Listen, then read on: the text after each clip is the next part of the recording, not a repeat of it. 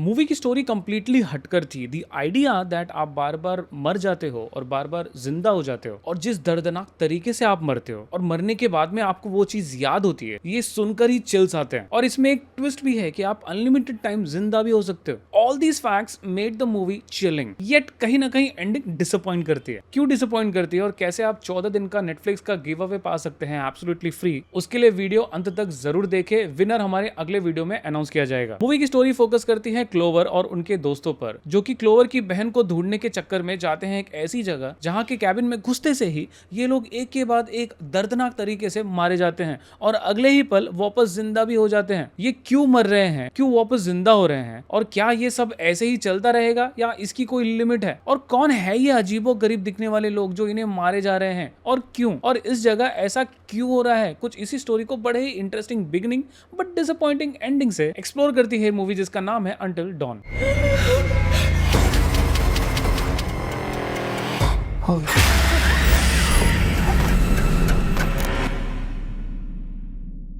First things first, movie का trailer भैया काफी इंटरेस्टिंग था। ट्रेलर से ये तो पता चल जाता है हमें कि ये लोग बार बार मर रहे हैं और बार बार जिंदा हो रहे हैं, और सिर्फ मर नहीं रहे हैं भाई साहब, दर्दनाक तरीके से मारे जा रहे हैं। And what makes this movie more interesting कि हर बार ये अलग अलग तरीके से अलग अलग लोगों से अलग अलग सिचुएशन में मारे जाते हैं। अनएक्सपेक्टेड डेथ होते हैं, तो किसी किसी सिचुएशन में आप ऑलमोस्ट भाप जाते हैं कि भैया शायद अब ये मरने वाले हैं, और जो आप भापते हैं वैसा होता भी है। सो कह सकते हैं कि मूवी देखते देखते कहीं ना कहीं थोड़ी सी प्रेडिक्टेबल हो जाती है। सो द अल्टीमेट क्वेश्चन जिसकी वजह से हम ये मूवी देखने जाते हैं, मतलब डेथ्स तो जो होते हैं वो तो इंटरेस्टिंग रहते ही हैं, बट हमें ये जानना होता है कि भैया ये बार बार क्यों मर रहे हैं। What is the mystery? ऐसा क्या खास है इस जगह में कि ये लोग बार बार मरकर जिंदा हो रहे हैं? And unfortunately that is where this movie disappoints. एक बड़ी ही वियर्ड चीज हमें बताई जाती है कि ऐसा ऐसा होता है इसलिए ये सारी चीजें हो रही हैं, जो कि ट्रस्ट मी पचता ही नहीं और हमारा पूरा मूड खराब हो जाता है, क्योंकि जो भी रीजन बताया जाता है वो प्रॉपर तरीके से एक्सिक्यूट या फिर एक्सप्लेन नहीं किया जाता। हमें दिखाया जाता है कि ये लोग एक टाइम लूप में फंस गए हैं। So the main question is, ये टाइम लूप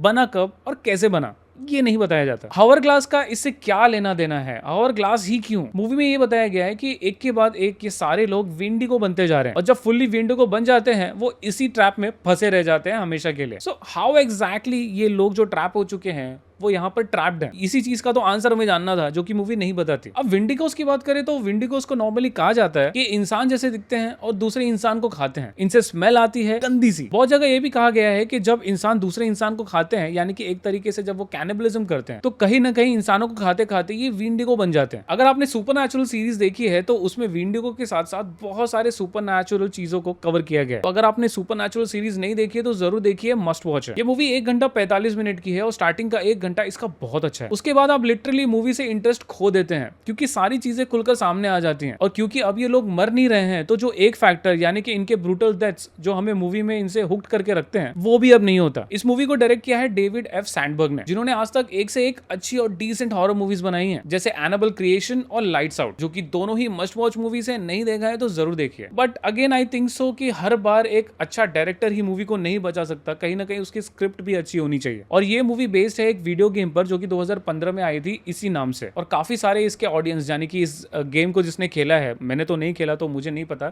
इस गेम में एक्चुअली क्या होता है, बट मैंने काफी सुना है कि जो भी लोगों ने इस गेम को खेला है वो कहीं ना कहीं इस मूवी से डिसअपॉइंट है, क्योंकि जो मूवी में दिखाया गया और जो एक्चुअली गेम में हुआ है वो टोटली डिफरेंट है। अब यहाँ पर हम डायरेक्टर को भी ब्लेम नहीं कर सकते, क्योंकि अगर मूवी को और गेम को ऑलमोस्ट सेम रखोगे तो कहीं ना कहीं आपको कुछ नया ट्विस्ट ही नहीं मिलेगा। तो थोड़ा बहुत चेंजेस करना तो बनता ही है। स्टिल मैंने गेम खेला नहीं है, बट मूवी का फर्स्ट हाफ मुझे बहुत अच्छा लगा था। आई होप इसका सेकंड हाफ थोड़ा और अच्छे तरीके से एग्जीक्यूट करते तो देखने में और भी मजा आता। वैसे इस मूवी को देखकर मुझे 2012 में बनी movie The Cabin in the Woods की याद आ गई। अगर आपने नहीं देखा है तो जरूर देखिए, डेफिनेटली एक मस्ट वॉच है। और इसीलिए अनफॉर्चुनेटली इन सारी चीजों को ध्यान में रखते हुए मुझे इस मूवी को रेट करना पड़ेगा 6 आउट ऑफ 10। सो वक्त है नेटफ्लिक्स के गिव अवे का। गिव अवे जीतने के लिए आपको सिंपली ये करना है कि जिस भी मूवी को मैंने इस वीडियो में रिव्यू किया है उसका नाम कमेंट में मेंशन करना है, उसके आगे वर्ड लगाना है रिव्यू और कमेंट कर देना है, यानी कि मूवी का नाम आगे रिव्यू और कमेंट कर देना है। और आप में से किसी एक को मिलेगा 14 दिन का नेटफ्लिक्स का गिव अवे। गिव अवे का अनाउंसमेंट हमारे अगले वीडियो में नीचे दिखाया जाएगा इन बिटवीन रिव्यूज। तो नेक्स्ट वीडियो देखना बिल्कुल ना भूले अपने गिव अवे जीतने के लिए। और हाँ, आने वाले हर एक रिव्यू में हम एक नेटफ्लिक्स का गिव अवे देंगे,